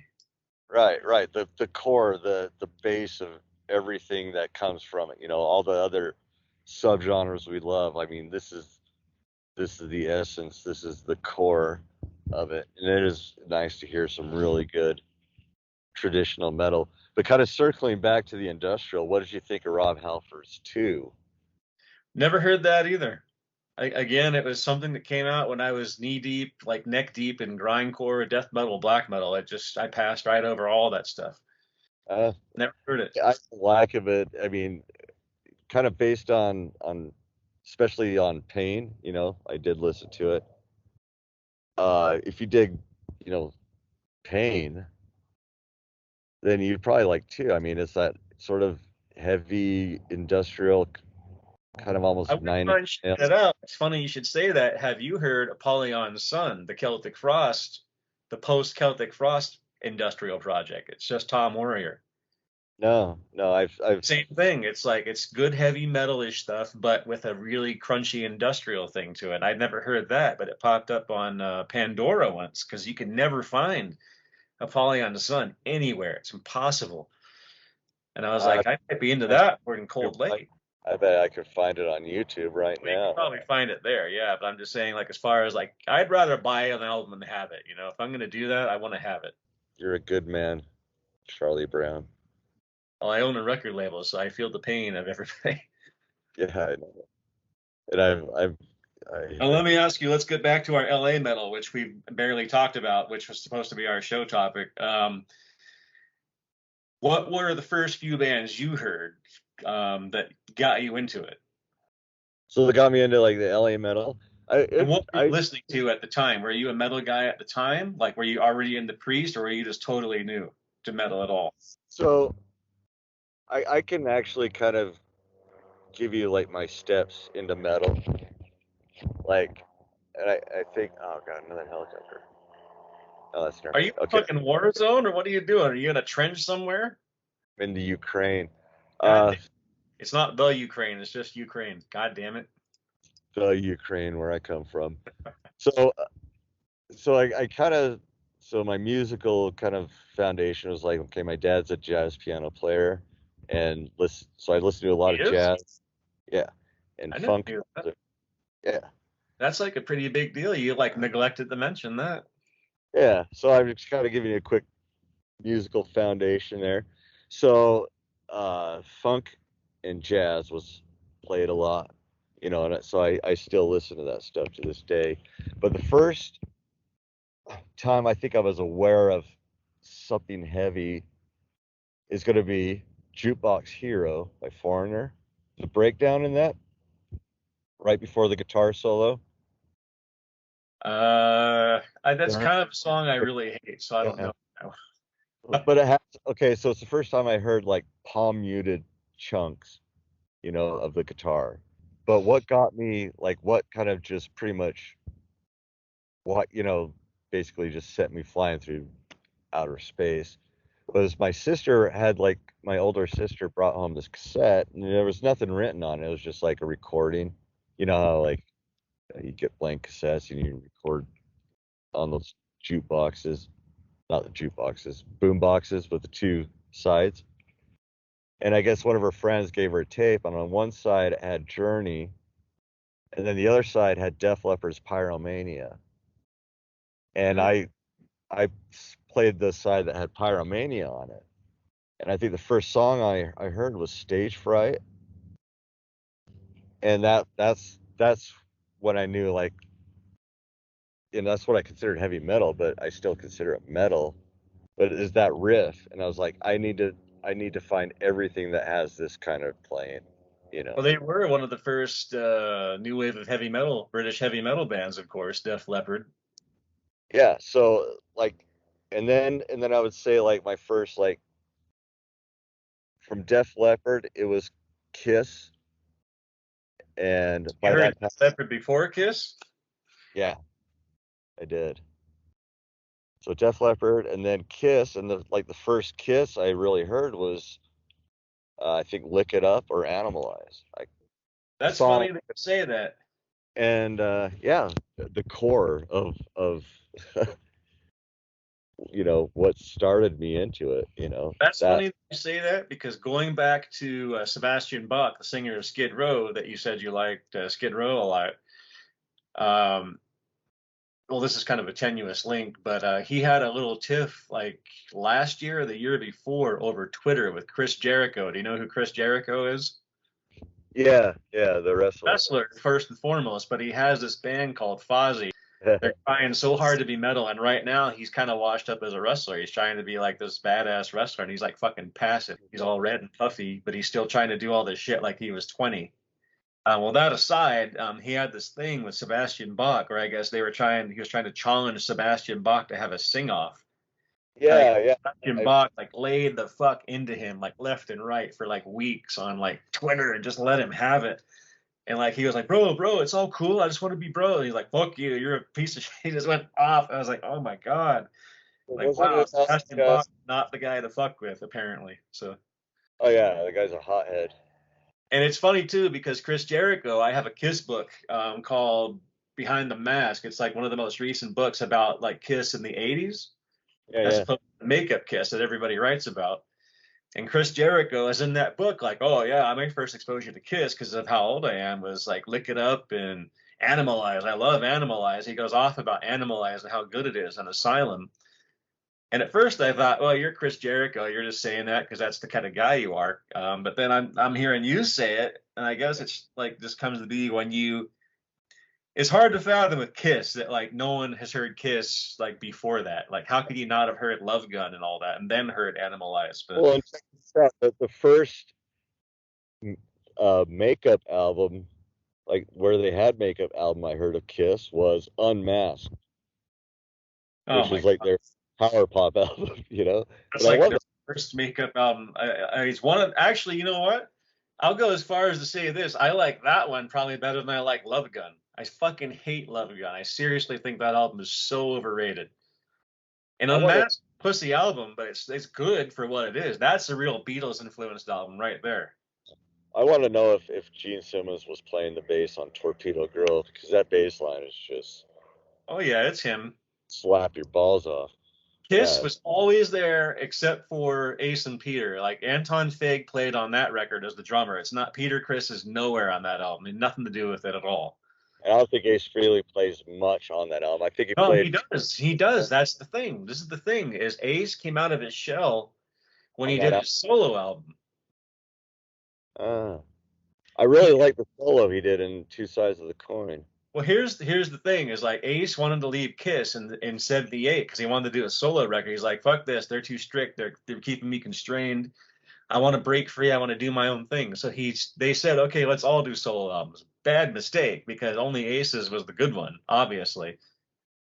I mean, Yeah. Paul's was kind of by the numbers. It was okay. Gene's was laughably bad, and Peter's was just R&B. It was nowhere on the map. It was awful for a Kiss album. If you like Motown, it's a good record. But Ace's was like I do. brilliant. It was fucking great. And even at the last song, Fractured Mirror is very much like a Rush song. It's like just instrumental, a little bit proggy, like a Uh, Yes song. Even do you know what I'm talking about? Do you know that record? no, no. I'll have to, Oh, dude, I gotta send you that. You'll love that record. Ace Frehley, you need that record. Anton LaVey is on it, or not Anton LaVey. Fuck. Yeah, Anton. It shows you where my mind is all the time. Do as thou wilt is awesome. It's like that's why they kicked Ace out. They're Jewish and he's a Satanist. But anyway, that record is showcased Ace coming out of his shell, and he was such a great musician, wrote great songs, had good vocal deliveries, great music, great songwriting, everything. And they're jealous of him to this day. They talk shit about that record, and Gene says his was the biggest seller. No, it fucking wasn't. Ace kicked your asses. He mopped the floor with all of you guys with that record. So when he came out with that record, their next record to do in the studio as Kiss was Dynasty. That's why Ace is so prevalent on Dynasty on Unmasked. He came out of his shell on his solo record. So then you have all these great songs on Dynasty, like 2000 Man, which is a cover of the Stones. There's Save Your Love. There's Hard Times. There's Uh, three Ace songs on that record. There's only 9 songs. And there's 4 Ace songs, I think, on Unmasked, isn't there? Three or Two sides four. of the coin. You're all that I want, and No, you're all that I want is Gene. Ace is Torpedo Girl, Two Sides of the Coin, and Talk to Me. So there's at least those three I can remember. oh, Torpedo Girl is God damn, another helicopter? What is going on over there, dude? Are you really in Ukraine? I'm starting to believe you. Well, anyway, Ace really came out of his shell on those records. It's a shame because they were going worse and worse with the pop music, and he wanted to play rock. And that's Mhm. why another reason, not specifically why he got into drugs, but I mean, that kind of drove him away a little bit. And then when they tried to come back and do The Elder, he was like, what the fuck is this? Now a concept album about The Hobbit? So he was in Canada at the time in his studio recording that shit, and they were in New York. So they weren't even together for that. And he was like, just fuck you. Here you go. Here's my parts. I'm out of the band. Wasn't Vinnie Vincent on The Elder? No, not at all. Ace was on The Elder. That was his last album. He played it, but he did it all remotely. He recorded it in his home studio. No, Yes. I guarantee you, Vinnie Vincent was not on The Elder. It was Eric Yes. Carr's first album with Kiss. Eric Carr, the drummer. Oh, Vinnie Vincent did not come up until they got him to fill in on Creatures of the Night, and he became a part of the band after that on Lick It Up because he insisted that he was in the band. He should have been in the band, and they put him in, and what happened happened. But they put Ace's face on there because they didn't know what else to do. And this is Kiss. They're so caught up in their image. It's like, just play music. Fuck, guys. Creatures of the Night. It's fucking awesome. I love that record. And I'll never know why they put it out with Bruce Kulick on there with no makeup, and he's not on it. I'm like, why don't you put Vinny fucking Vincent on the cover? I know you all hate him, but he played on there, and we all love it. So fuck off. Just do it. right. Okay. So yeah, it's the last album to feature Ace. But anyway, Really, yeah, it's that's a great album. Ace at that time was really coming out of his shell, and like that's the thing about Kiss is I think they missed the boat because they were so worried about making it big with American paparazzi and doing disco and pop. They didn't listen to Ace because he knew what was what. He's like, why don't we play rock? And then his solo album proved it. He wrote the best songs on those next 2 albums, Unmasked and Dynasty, or a lot of the good songs anyway. And then Kiss could have totally capitalized on the heavy metal craze of the 80s because Creatures of the Night was that fucking good. But they missed it because they were playing disco, so everyone wrote them off. And then you had all these bands coming out like Wasp and Motley Crue who were taking Kiss's visual approach and Twisted Sister, and they were making a fortune. And then Kiss was like, well, what do we do? And they had to take their makeup off. And then they kind of went glam because they didn't know what else to do. They kind of gravitated back into makeup, but New York Dolls style. So in a way, I think Kiss kind of begot the whole glam scene too. Like it's weird because they tried to be like the Dolls, and then they said, "Well, no, we can't be the Dolls. Let's do this dark leather and metal shit, and face paint." And then when the '80s came out, and everybody was doing the Dolls again. Kiss couldn't do the Dolls, but they tried it, and it kind of worked, but then it went away. That's my take on the whole metal scene. But yeah. um, all those bands did that though. Wasp came out, they were really dark. And I loved Wasp when they first came out. They were so fucking evil. I was like, oh my God, this band's fucking evil. And like I was way into it. And then the second album came out and I was like, yeah. Well, believe it or not, Striper was also part of that original LA scene. I think Are they from they, LA too? yeah. Well, they were an LA strip band, and then they kind of They got it. stripped. Yeah, they stripped. Um, No wonder they had to find God. and I think they were originally a band called Sister, if I'm not. No, that was Wasp. Let me just see. Hold on. Yeah, Wasp, Rock's yeah. Regime was Randy their Piper, band. guitarist of Wasp, played in Sister. Rocks. They were called Rocks Regime back then in 1983. But then kind of once they kind of went more Christian, they changed it to Striper. They're great though. Striper, heavy as hell, dude. I don't care what anybody says. You know, you're gonna laugh, but I had a friend who liked Striper. He liked all metal, so he had Striper. And I listened to Soldiers Under Command, that album. I'm like, this is pretty heavy, actually. You know, it's Dude, not they had the heaviest guitar sound of that era, hands down. For well, that time, drummer they too. were Like the drummer, Mike Robert Sweet. Was it Michael or Robert Sweet? It was the brother of the singer, right? Wasn't probably, it? yeah. He was a good Michael's, drummer. He had this killer drum set. I remember he had like chains hanging from like the top of the rack and like holding the cymbals like up in the air, like without a cymbal stand. They were like chains. I was like, what the fuck? That's cool, man. That's weird. They're a Christian band. And they were legit badass. Like, and I mean, their newer albums, they're almost like Accept, where it's like even their later stuff is just pure, just crunchy, straight up, just heavy metal. Like kind of like what you said, like that pure essence of metal. Where it's just the basic sound played to perfection. That's Striper. yeah, I don't know. I some of their stuff I thought was okay. They had some kind of soft, like sappy, like ballads and stuff, but they were crushing though. Like musically, they crushed. They were the heaviest thing back then, I think. Like heavier than Wasp. You I know, don't know if I go that far. My first that, I Wasp mean, album was pretty heavy. well, I'm going straight for like their guitar tone was just back then. It was just above everything else. It was a borderline to thrash tone. Like it was so heavy. Dude, what is going on with the helicopters in your area tonight? Are they looking for a criminal or something? Probably. I live in Rose Park. Is there an escaped murderer in the area? Like, what the fuck? It's like I li- nonstop helicopters over here. I told you I live in Rose Park, so yes, there is an escaped murderer Rose in the Park area. is cleaned up though. It's not that bad anymore, is it? It's still, it's the only place I've been mugged. But Well, anyway, what about Queensryche? Queensryche's a band I saw in Hit Parader, and I thought, what are these guys? They look weird. So I checked out their Queen of the Reich EP, and I'm like, this is fucking good. I love that. It had this medieval kind of feel, and like, I'm not usually into the "Wah!" vocals, but oh, their music was so good, and like even their first album too. oh, What's that first album? I can't remember now. The one that has "Take Hold of the Flame." warning. A Warning. That's right. That's a good album. That's a really good album. Especially side two gets all dark and just really depressing and dismal songs. I'm like, it's like doom metal almost. I'm like, what the fuck? Yeah, they were kind of almost like, I wouldn't consider them even anywhere near it. I mean, they were a Seattle band first off, but Yeah.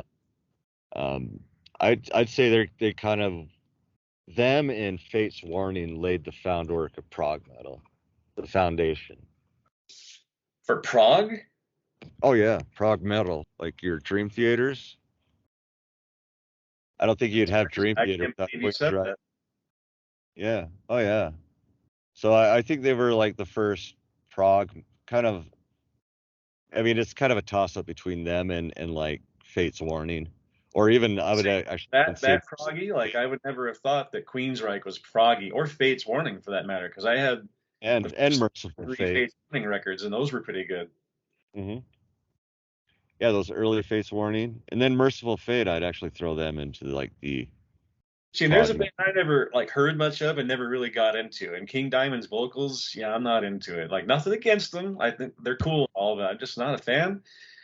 Here's a funny story about Fate's Warning though, is their album cover. I was looking for the album Indulgence by Nasty Savage, Uh-huh. that band. Yeah, yeah. They're like a Florida. brutal like thrash band from Florida. And Ronnie Goletti, Nasty Ronnie, the singer, was a wrestler too. Yeah, yeah. Well, anyway, I was trying to find Nasty Savage, and somehow that album cover in my mind was the same album cover. It was an abstract landscape painting. So I picked up Fate's Warning. What's that album? The second, the third one? Technically, it's their third one. Oh, the Sorceress or something, or. So Awaken the Guardian was Yeah, there. Weekend the Guardian. That's it. That's a classic. So I That bought that record, and I'm like listening to. It, I'm like, this isn't this isn't like the heavy thrash thing. What is this? This is totally not the record I thought I was buying. So I'm listening to. It, I'm like, but this is kind of good. I kind of like it. It's melodic, but it's really good. yeah. Oh yeah. Okay, that's cool. It's like an Iron Maiden, like a dark Iron Maiden-ish kind of Mhm. priest, Queensryche kind of melodic dark metal. It was really interesting. But then I figured out that it was Nasty Savage I wanted, but I like both. Yeah, that album almost deserves its own episode because it's so brilliant. Um, It's melodic and it's like a precursor to it's Halloween, the really band dark. Halloween. Yeah, I think Halloween was probably around the same time. Like I don't know, like a lot of times it's almost like that parallel mind, like parallel thinking, where a lot of bands that started to emerge with a similar sound without even being aware of each other. It almost is almost like a natural like evolution. You know, Now this but is here's another thing. This could be a whole show, especially with you, because I know you're going to go off on this. But at the same time, while all this American metal was coming out in LA, mhm. what did you think about all the other American, like the rock scene that was going on? It wasn't quite metal, but it got lumped in with it, like Alcatraz and Zebra and all those bands and Rainbow. Okay. Well, one of my favorite bands, like growing up, like when I was a kid, and I still listen to like their earlier albums was Triumph. Yeah, and Triumph is another one. They were kind of Well, big in that scene. so I would say they have I would call them hard rock with almost metal elements. You know what Who? I mean? All those bands, not so much Oh Zebra, yeah, but like they did. They were hard okay, rock. They were just rock bands, but there was some either by name because Rainbow is related to Dio and Deep Purple, so there was that metal connection there, but they weren't really metal. well, Alcatraz. I mean, I would think Alcatraz was kind of heavy, and they had Ingve in the band, so yeah, but I prefer the Vi album uh, that they put out with Steve Vai on guitar. Just because I'm not a huge fan of the neoclassical stuff. God damn it. you don't like Ingve Malmsteen at all? I do, but Because I'm that's not. another like bona fide classic piece of heavy metal right there. Is the Marching Oh, Out second Ingve record is so good. It was the second album with Yngwie Malmsteen's Rising Force, his own band. The first one was good too. I forget what it's called, but the second one, it was just so good. It had like perfect heavy metal everything, like the imagery in the videos, the songs, the song titles, the lyrics, like the solos. It was fucking great. Good album. Really oh, good.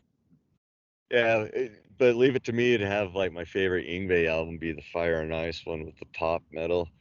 Yep. Um, this could be paradise. We'll be in heaven tonight. So what Um, is it that attracts you about that stuff? Is it the songwriting? Is it like because it's not so heavy, or like what is your attraction to that? Because I'm not there with you on I, those. I'm a sucker for like as much metal as I listen to. I'm a sucker for happy sounding music, and that's kind of what, like Why do you you listen to metal?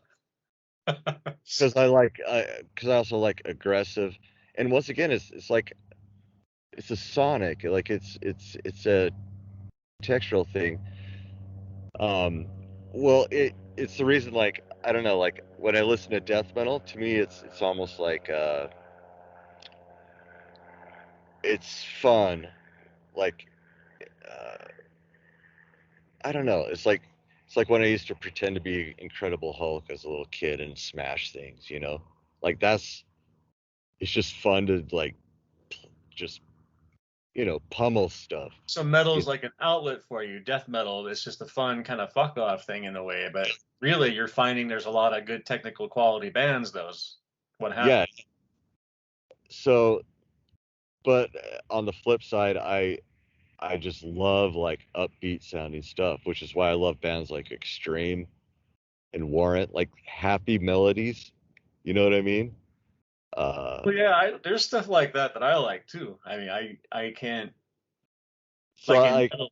Yeah, I don't know. Like there's like Kiss is one. If I want to feel good, I listen to Kiss. That's my yeah, go-to thing.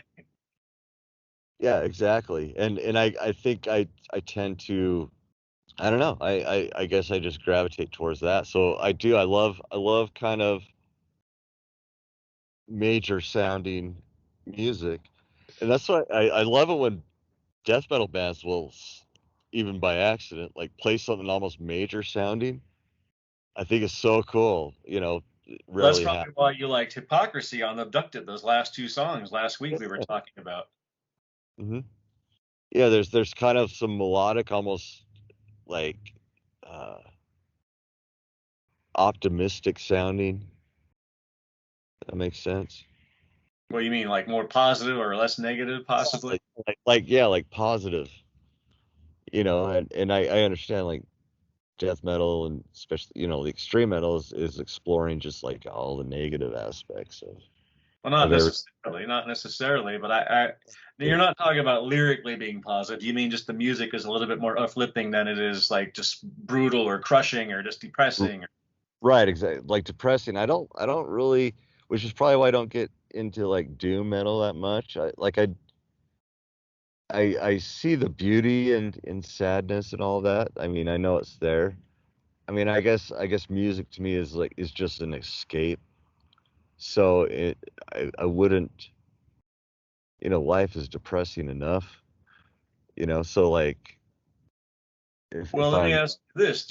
Are you seasonal with your music like I am? Are there certain things that you like in the fall when it's cloudy? Because that's when I love depressive black. Well, I like depressive black metal and stuff all the time, but when it's cloudy outside and the trees, all the leaves are gone, you just have that feeling, it's like that's when I no, discovered a lot of this music too. So it really works well. And that's what black metal is about too, is those kinds of feelings and those that type of weather, I guess, if you will. And I wouldn't say I'm not seasonal because I'm more um it's more of like atmosphere and mood, right?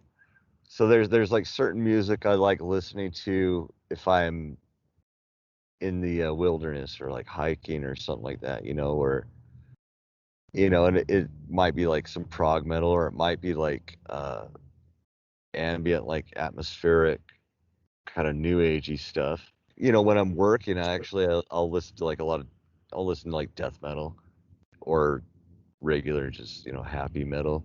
Just because it's like I need the energy. Very rarely do I listen to like depressive stuff. I don't know. It's just well, I couldn't see you doing that, and of course not because you're not coming from that aspect of music. But for me, like when I discovered Bathory, mhm. it was actually everything I've liked. For some reason, I seem to buy all my metal during like autumn, like fall, like Mhm. Celtic Frost, like Bathory, especially Bathory because they were so atmospheric with the keyboards and like the dark thrash and the slower mid-tempo songs, the subject matter. It was just like lent itself perfectly to like gray weather and you could transport yourself back in time to with Bathory's lyrics, like you're in this empty castle with like all the skeletons and like cowering servants that are afraid you're gonna kill them, and that's awesome. I love that shit. I totally get that. And there is something about like the imagery that it sort of invokes, where it is like like some of the where it matches some of the album covers where it's First Wasp album and like Sabotage, The Dungeons Are Calling, their first album. A lot of that stuff, there's like a whole mood that it conveys to me, and it just transports you. That's why I like music so much, especially because metal can do that. it's like an adventure, like your Conan, There's a lot of it that's good, and I think when they don't try to do that, Mhm. it's when they hit the nail on the head. When they're trying to do that, like these bands that sing about like swords and sorcery and like the power metal, like that. No, I'm done. I'm out of there. Like, and I don't like power metal at all. I know you. I think you're a power metal guy, aren't you? Mm, Are you I, like a Blind Guardian and all that stuff? I like it, but it's not like, I mean, it's not something I like really. Because that's feel good stuff to me, isn't it? Or is that not? It is, but it, uh, it's hard to describe. Um, and I think it goes back to like my love of like R&B music, like old R&B from the 70s.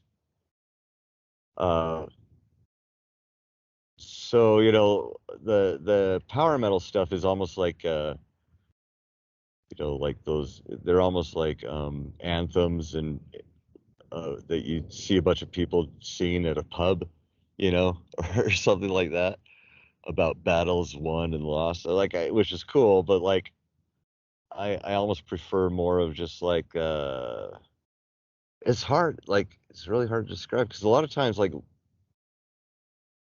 music can kind of evoke imagery that doesn't I don't even think the artist was intentionally trying to put in my head. You know what I mean? Well, that's the best kind of art is like whether it's music or visual art or whatever, it's like it's what you get out of it, what it means to you. Hmm. Yeah, because there's like one of my favorite bands is a band called Harem Scarum, and if you ask me to describe them, I'd say they're like a good Def Leppard style band, just melodic hard rock. But there's something about their music that like creates kind of surreal imagery in my head, and I don't think it does it for anybody else, and I couldn't explain why it does either. But for whatever reason, when I listen to them, there's almost like this sort of um, it puts me in this weird headspace that's actually in a darker place, but like dark in an interesting way, you know, if that makes sense, like on another planet somewhere and surreal and lonely and but pleasantly so. And I don't know, so I can't even explain why because their music is when you strip it down, it's just kind of melodic hard rock, it's kind of like those bands you were talking about, like Zebra or something, but I don't know what it's the way they something about their note choices Now, what put. about Zebra? I'm not very familiar with them. I know they had like one song. Well, here to me, I'm not super familiar with them. I remember a song here or there, like when I used to watch like weird like network TV video shows, like back in the 80s, there was everybody had their own video show. And if you in Albuquerque, when I lived in Albuquerque, again, a very metal place to live in the 80s especially, there was some show that came on Saturday night on the UHF channel. And if you don't know what UHF is, anybody listening, fucking Google it. I'm not gonna explain that. There Channel was a what? show and they played Zebra, and I'm like, what the fuck? This is cool. Yeah. And then I heard something else by them, and I was like, this is not cool. And but now the other day I went back and looked at a Zebra video. I'm like, man, they're really heavy, kind of like the Kiss thing, where I thought Asylum was a pussy album, but you go back and listen to Asylum, and it's actually tuned down. It's really tuned down heavy for it's like metal, but they're doing glammy stuff, but it's heavy. Yeah. So Zebra was really a heavy band, but they were like a power trio, like Triumph or Rush, and they had sort of a proggy thing, but it was really a lot heavier than Rush or like old Rush. So you should check that out. I look back on Zebra, I'm like, they weren't so bad. They were kind of a good band. I'm surprised they never made it. They kind of did for a while, I guess, but Yeah, they never broke big after that. They had like a big single, and then they just kind of disappeared. I don't know what happened, but I think they were an East Coast band. were Uh, they? they were from New York. I thought they might have been Canadian because that's just where power trios come from. But Ravens there. they're UK. Do you like Raven? That's another 80s heavy metal band. Yeah, yeah, I do like Raven. You Yeah, do? I I'm sure. reviewed one of their newer albums actually, and they kind of have a happy metal vibe too. Some of their Yeah, they stuff. do. They totally do. Come on, give me a fucking break. Yeah, yeah, man. I like good time rock and roll. But Raven has that feel, but they're like really, they're pretty heavy. I mean, you super familiar with their catalog at all? Any of it, or? yeah, well, not like super familiar with it, but I've gone through their catalog a couple of times for sure. Because I Raven used to be one of my favorite bands, and it was, and as usual with me, like I tend to like bands other people don't like, and vice versa. I like the But drummer wearing a Raven, helmet. what's that? I like that their drummer wore like a football helmet when he played. Yeah, that's what I'm saying. Is everybody hated Raven because they're like the drummer Wacko wore a hockey gear and he'd smash his head into the cymbals. I'm like, well, that's kind of cool. That was the cool thing about Raven is they would trash their gear. They'd smash their guitars into each other on stage. They'd ram their guitars into the amps. They would do all this crazy shit. And then they were like, "Oh fuck, I just broke my guitar. I don't have any more." So he'd go backstage and tape one together to finish his show, like that kind of shit. Like, who does that? Like Raven used to do that, and they used to fight wrestlers. Like they were nuts, and they played this heavy metal music that was They were rock. good. It was UK rock based. And this is another one. I was thinking about this today when I was at work. I was thinking about asking you about what do you think about Slade? Thinking of like crazy UK bands. Well, yeah. I mean, once again, poppy kind of And uplifting then hook. Quiet Riot. Quiet Riot's biggest hits were Mama We're All Crazy Now and Come On Feel the Noise. Those are Slade songs. Yeah, yeah, yeah. Well, and they had that really catchy song, like almost sound like an Irish jig. See, Dun, dun, chameleon dun, dun, lying there in the sun. That one. run away. Yeah, I Yeah, mean, run can't away. like that That was song. in the 80s too. That was in the 80s. That was 1983 or 84. It came out when all that other heavy metal was coming out. Hmm. And Slade were accepted. And that's the funny thing is because Kiss, Gene Simmons specifically, was in the Slade. He was like, no one's ever going to get this in America. They're just too British.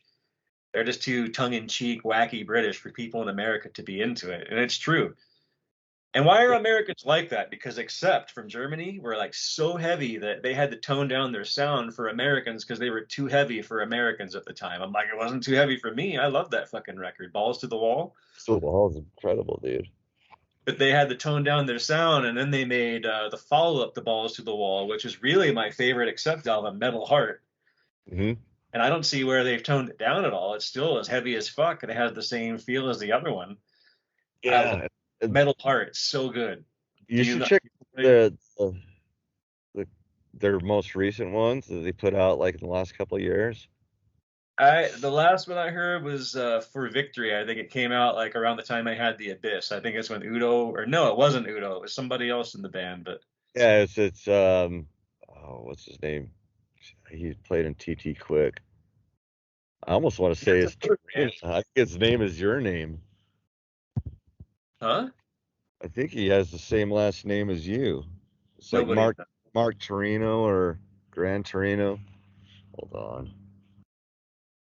Now that's another band too. Speaking of Accept, now I know what I'm gonna hear when I ask you this, but they had this super heavy metal sound, and then all of a sudden, 1987, they put out an album, and they're all not glammed out, but their hair is like done up. They're like Judas Priest Turbo. They got a little bit of makeup on. Their music's a little more like rock and rollish and like kind of sleazy. It's Mm-hmm. still heavy as shit. You know that album I'm talking about? It's called Eat the Heat. Eat the Heat, yeah. And I think That they didn't song, have it still on Generation that. Guy. Or was it Restless? Oh no, it was And there was yeah. a singer on Eat that the Heat. band. His name was like Mark something, like Mark something, like it was like a rock name. He was an American singer. Well, yeah, well, they have an American singer now, Mark Tornillo, but the singer for Eat the Heat was da, da, da, David Reese. He It was an was? American. Yeah, that was Dave Reese, which he's a badass singer actually. Well, I remember that. It was funny too because they had a single from that album called Generation Clash, which had like the classic heavy, thick bass Mhm. line that Accept was known for that I loved. And they had this voice going, Generation Clash. And the song was just a heavy bass riff. That's all it was with this muted guitar in the background. Mhm. I thought that's fucking cool. I really love that. So I bought the record. I'm like, why do they look like glam rockers on here? And then the rest of the album was kind of like, it wasn't bad, but it wasn't really Accept. Now, if you're going to say that they changed their sound for the US, that's the album where they did that, not Metal Heart. I don't know how Yeah, familiar you are with Metal Heart and that album, but yeah. I mean, I don't. I'm not an accept historian, but neither am I. But they were around in the early 70s too. They also had that kind of proto rock, kind of hippie rockish kind of sound that Judas Priest used to have. They were around for a while. so Metal Heart didn't have Udo on it. No, Metal Heart had Udo. Metal Oh, Heart was so good. It was like Udo was on that, and then the one after that, Russian Roulette, also had Udo Dirk Schneider on it. because it says in here in Wikipedia that the band also makes a detour into jazz metal territory with the song "Teach Us to Survive." I might have to check that album out again. Teach Us to Survive. I mean, there's an They, unusual bass riff on that. I wouldn't call it jazz, but I guess, yeah, technically, I guess you could call it jazz. I never thought of it like that. See, that's the thing is when I listen to metal, I don't look for like the other elements of music, other music in it. I just hear metal doing something either weird or different. But then someone like you will come along and go, "Oh, that's a jazz riff." Oh, okay. Now that you mention it, yeah, I guess that is kind of a jazz. It's like the really high end bass, and they do some like twaddling on the bass. It's just an unusual song. yeah, I'm gonna have to check that one out actually. Do you have that record? Dude, I have every record in the world Like, in my so I in need my to send you Ghosts of Mars, except Metal Heart. Speaking of records I've sent you, did you listen to those other Hypocrisy side projects yet? I listened to Pain. Okay, what did you think? Um You didn't like it, I can tell. Oh my God. it's good, but it's once again it's not totally my thing. It's interesting though because it's funny like But you can what hear how Peter is a fucking musical genius. yeah, well he definitely what I like about him is it just seems like when he gets like a hair up his ass, he just goes, right? So he's like, okay, I want to make like kind of an industrial He's album, still doing that band. They got multiple albums out. He's got a whole touring band with it now. That's why but he just Hypocrisy is steps about, into it, right? And he nails the sound. and what he Like does. it's as good as anything in that kind of vein. Did you listen to But all of them or just Rebirth, the one I told you to? the Rebirth. Because I sent you the other two. You can listen to the next one, which is Nothing Remains the Same, and that one Oh, is that's even what the I name Beatles like, but he does a cover of Eleanor Rigby by the Beatles on it, and you'll really hear the progression in the pop on that one. That one I didn't like so much that's because it's actually the more one I pop. listen to. What's that? Nothing Remains is the one I listen to. Oh, that is the one you listen to. You need to listen to Rebirth then. That's the one I think is the best one. But But I each one's a progression, so I think you might appreciate that part of it. But it reminded me of, and I don't even say this as a negative thing, but it did sound to me like Nine Inch Nails, kind of like a Nine Inch Nails uh type. Because it's like industrial, but it does have like the hooky vocals, like really catchy shit. yeah, I'd say that's a fair assessment. I don't know too much about Nine Inch Nails. I've never been. It's another one of those bands I just like looked over in the '90s because I was too into death metal. So what I've heard of them, I'm like, whatever. Like they Yeah. don't blow me away, but But no, I mean, I think I like the fact that just he just when he gets like a sound that he wants to get, he just chases it and follows through. A lot of people can't put together like projects like that. When they try, they fail, or it just well, it sounds. helps that he's European. Yeah, So, yeah, it's true.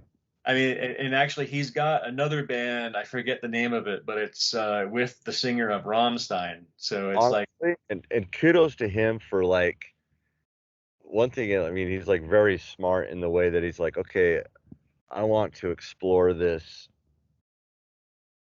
kind of modern, industrial metal or whatever you want to call it. So rather than fucking changing the sound of Hypocrisy to make it sound like that, he's smart enough to like separate it from well, yeah, from same thing with the Abyss. He has a whole separate thing to do black metal. But when you hear Hypocrisy, you hear the core of the Hypocrisy sound, but you do hear little fledgling bits of Pain and the Abyss, but not too much. right, and you don't want to hear like Hypocrisy sound exact like Pain, like all of it, you know what I mean? Because then all of a sudden they're not Hypocrisy anymore. So there is, I think he's smart that he just kind of keeps all those sort of compartmentalized. Yeah, I think this is a good topic. I think this should easily just be the part one. We could totally go on. We didn't really center so much on LA bands as we did like everything, but Oh, these are fun. goddamn, 2 hours. There's a lot of shit. There you go. So tangled web. All right, my man. All right, fella, get your beauty rest. You need it. You know,